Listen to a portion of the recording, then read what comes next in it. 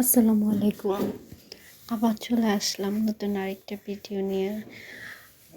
কি বলবো, আজকে আবার যাচ্ছি অন্য জায়গায়। দেখতেই তো পাচ্ছেন কোথায় আসলাম, নীল দিগন্ত চলে আসলাম। মানে মোটামুটি আসলে আমরা 2 দিনের ট্যুরে আসছিলাম। তো সেই ক্ষেত্রে হচ্ছে যে 2 দিন এত ঘোরাঘুরি করলাম, মানে আজকে সকাল আসলে এতটা টায়ার্ড লাগতেছিল। আর পরিবেশগুলো এত সুন্দর। বান্দরবন ঘুরতে আসতে হলে আপনাদেরকে মিনিমাম হচ্ছে 5-6 দিন সময় নিয়ে আসতে হবে, তাহলে আপনি পুরো পর্যটকটা ঘুরে দেখতে পারবেন। আর সব যেদিকে যাবেন সেদিকে পাহাড় আর পাহাড়, পাহাড় আর পাহাড়।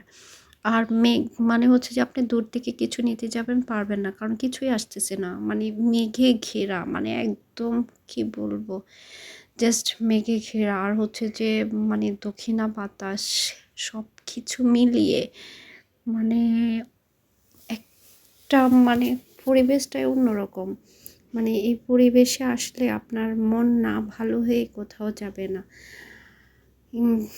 প্রকৃতির এমন একটা জিনিস যে দেখেন, যে প্রকৃতি আল্লাহ তাআলা এত সুন্দর করে সাজিয়েছে যে আমরা আল্লাহর দেওয়া জিনিস এত সুন্দর, মানে আমরাও বুঝতেই পারি না। শুকরিয়া, আল্লাহর দরবারে শুকরিয়া আদায় করি, শেষ করতে পারবো না।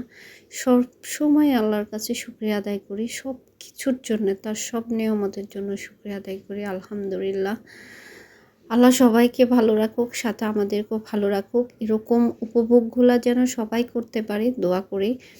তো দেখেন, মানে এত সুন্দর পরিবেশ দেখলে কার না ভালো লাগবে। মানে এত সুন্দর পরিবেশ, প্রকৃতি এত সুন্দর করে সাজিয়েছে, কি বলবো। আমাদের এখান থেকে ঘোরা শেষ হয়ে, নীল দিগন্ত ঘোরা শেষ, এখন আমরা যাচ্ছি আপনার হচ্ছে নীলাচলের দিকে। আর এত আঁকাবাঁকা পথ, মনে হচ্ছিল ভয় লাগতেছিল, ভয়ে পাচ্ছিলাম যে এত আঁকাবাঁকা পথ দিয়ে যাচ্ছি। দেখেন আমরা হচ্ছে যে নীলগিরি চলে আসছি। এখান থেকে হচ্ছে আপনার টিকিট কেটে আবার উপরের দিকে আমাদের গাড়িটা উঠতেছে। তো উপরের দিকে গাড়ি পার্কিং করে রাখবে, আমরা ওই যে সামনে গিয়ে নামবো। তো নীলগিরি আসলে মানে সবাই নীলগিরি, মানে বান্দরবন আসলে নীলগিরি, তারপর হচ্ছে যে আপনার দেবতাকুমো, এগুলো না আসলে কি হয় বলেন। এগুলাতে তো আসতে হয়। আরও কত জায়গা আছে, আসলে আমি তো এত কিছু চিনি না। যতটুকু চিনেছি, যতটুকু জেনেছি, তো মনে করি হাজবেন্ড আসলে এমন একটা আল্লাহর রহমত। তো শুকরিয়া আদায় করি, এমন কোনো কিছুর অভাব রাখে নাই যে সে ফিল আপ করে নাই। শুকর আলহামদুলিল্লাহ। আল্লাহ আমার হাজব্যান্ডকে ভালো রাখুক, সাথে সব মা বোনদের হাজব্যান্ডদেরকেও ভালো রাখুক। তো কষ্ট আসলে সবার কাছেই থাকে, ফ্যামিলির হচ্ছে যে সব কিছু মিলেই আছে। তো দেখেন ননদ ভাইয়ের বউ মিলে যে দুষ্টুমি করতেছে, হাইটা হাইটা যাচ্ছে, খিদেও লেগে গেছিলো। পেঁপেগুলা এখানে আসলে আমরা ওইখানে গিয়েছি, দেবতাকুমো গিয়েছিলাম, আরও ওইখানে পেঁপেটা খেয়েছিলাম। আমার কাছে এত মজা লেগেছিলো, আমি তো অন্য কোনো ফ্রুটসে খাই না। তো পেঁপেটা আমার অনেক পছন্দ, কি বলবো, এত মজা ছিল পেঁপেগুলা। আর আমি দেখেন নিয়েছিলাম, এত মজা লাগছিল। তো আমাদের এখানে ঘোরাঘুরি শেষ, এখন আমরা যাব হচ্ছে যে আসার পথে আমরা ওইখানে নেমে এক জায়গায়, ওইখানে আপনাদের পুলিশের কাছে হচ্ছে যে সব কিছু জমা দিয়ে আসতে হয়। তো আমরা ওইখানে আসার সময় এসেছিলাম, তারপর ওইখান থেকে খাবার অর্ডার দিয়ে তারপর আসি। যে দেখেন আমরা এখানেই হচ্ছে যে খাবার অর্ডার দিয়ে যেতে হয়, যাওয়ার সময় খেয়ে যেতে হয় আর কি।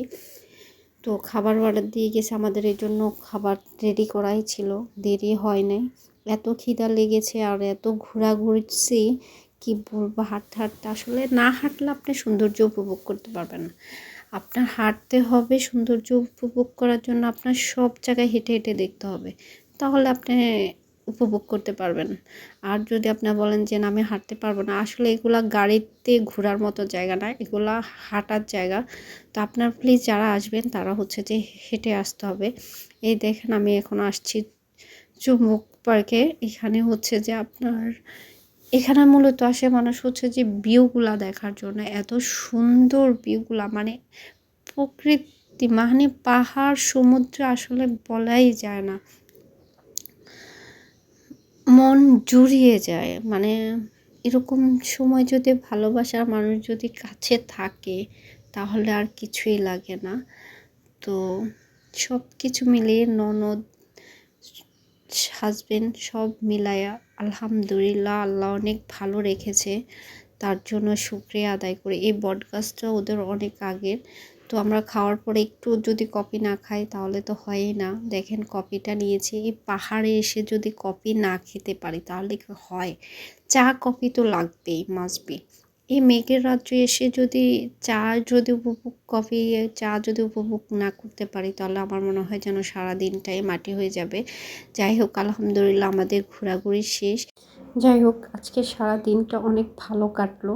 তো আমরা এখন হোটেলে যাব। তো গাড়িতে ওঠার জন্য এই যে রওনা দিলাম। তো আমি গাড়ির পেছনে বসছি, সামনে বসি নাই। তো এত আঁকাবাঁকা রাস্তা, অনেক ভয়ও লাগতেছিল। তো জোরে ধরে রাখলাম। যাই হোক এখন আমরা হোটেলের দিকে রওনা হলাম। তো আমার ভিডিওটা ভালো লেগে থাকলে লাইক কমেন্ট শেয়ার করে দেবেন। আল্লাহ হাফেজ।